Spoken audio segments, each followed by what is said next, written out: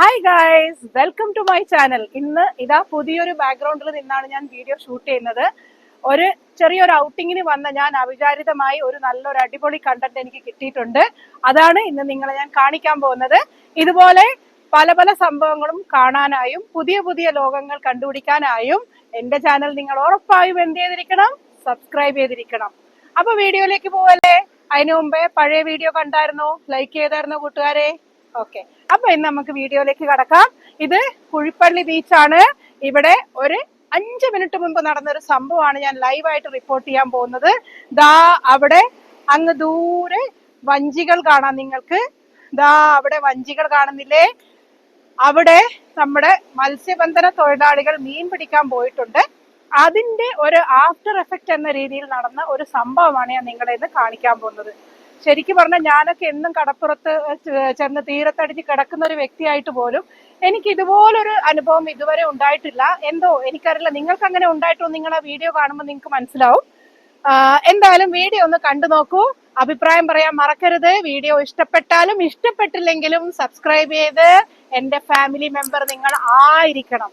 Okay, അപ്പൊ നമുക്ക് വീഡിയോയിലേക്ക് പോവാം. കടലുകളോടും ബീച്ചിനോടും ഒരിക്കലും ഒടുങ്ങാത്ത പ്രേമമാണ്. അങ്ങനെയാണ് കുഴിപ്പള്ളി ബീച്ചിലെത്തിയത്. പക്ഷെ ഇവിടെ വന്നപ്പോൾ കണ്ട കാഴ്ച എന്നെ അത്ഭുതപ്പെടുത്തി. ആളുകൾ എന്തോ വളരെ തിരക്ക് പിടിച്ച് പെറുക്കുന്നു. എന്താണെന്ന് നോക്കിയപ്പോഴല്ലേ ഇതാ കിടക്കുന്നു ഒരു കുഞ്ഞൻ മത്തി. കണ്ടില്ലേ? സത്യം പറഞ്ഞ നാടൻ ഭാഷ കിടക്കണ മത്തി. ഇത് നമ്മുടെ കടൽ കൊണ്ടുവന്ന് ആളുകൾ ഇഷ്ടംപോലെ പെറുക്കുന്നു. പക്ഷെ എനിക്ക് ഒരെണ്ണത്തിനെ കിട്ടിയില്ല. പാവമല്ലേ, ഞാൻ അവനെ ഒന്ന് പിടിച്ച് 2 ഫോട്ടോയൊക്കെ എടുത്ത് എന്താ തുള്ളിച്ച. എന്നെ കണ്ട സന്തോഷമാണെന്ന് തോന്നുന്നു. എന്തായാലും ജീവനോടെ വിട്ടേക്കാന്ന് ഓർത്ത് ഞാൻ അവനെ കടലിലേക്ക് തിരിച്ചു വിട്ടു. നമുക്ക് കുറച്ച് ദയൊക്കെ നല്ലതല്ലേ. പക്ഷെ അപ്പോഴാണ് കണ്ടത് ദേ വേറൊരു. പിന്നെയും അങ്ങനെ ഒന്ന് കഴിഞ്ഞ് ഇഷ്ടംപോലെ മത്തികളാണ് ഗൈസ്. നോക്കിക്കേ, നല്ല പെടക്കണ നല്ല അടിപൊളി കുഞ്ഞൻ മത്തികൾ. ഞാൻ നോക്കിയപ്പോൾ ഇത് കടൽ ഇങ്ങനെ നമുക്ക് കൊണ്ടുവന്ന് തരുന്ന പോലെയാണ്. സ്ഥിരമായി ഞാൻ കടൽ തീരത്ത് വരുന്ന ബീച്ചുകളിലൊക്കെ പോയിട്ടുള്ള ഒരാളാണെങ്കിൽ ഇങ്ങനൊരു കാഴ്ച ആദ്യമായിട്ട് കാണുകയാണ്. അവിടെ ആളുകളെല്ലാം ഈ മത്തി വെറുക്കാൻ ബിസിയായി. അതാണ് ഞാൻ നേരത്തെ കണ്ട കാഴ്ച. ഓരോ തവണ തിര വരുമ്പോഴും 100 കണക്കിന് മത്തിയാണ് തീരത്തേക്ക് വന്നടിച്ചുകൊണ്ടിരിക്കുന്നത്. വല്ലാത്ത കൗതുകമുള്ളൊരു കാഴ്ച തന്നെ. അങ്ങനെ ആളുകളെല്ലാം പെറുക്കുവാണ്. ഇത് ഈ ചേച്ചി ചോദിക്കേ, എൻ്റെ കയ്യിൽ കവറൊന്നും ഇല്ലാത്തത് കൊണ്ട് ആദ്യം പെറുക്കിയതെല്ലാം ഞാൻ ആ ചേച്ചിയുടെ ബക്കറ്റിലേക്ക് തന്നെ അങ്ങ് ഇട്ടുകൊടുത്തു.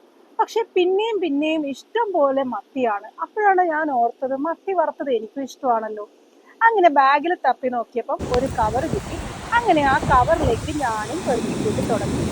ബീച്ചുള്ള സ്ഥലമാണെങ്കിൽ ബീച്ച് വിസിറ്റ് മുടക്കാത്ത എനിക്കിതൊരു പുതിയ കാഴ്ചയാണ് ഞാൻ നിങ്ങളോട് പറഞ്ഞത്.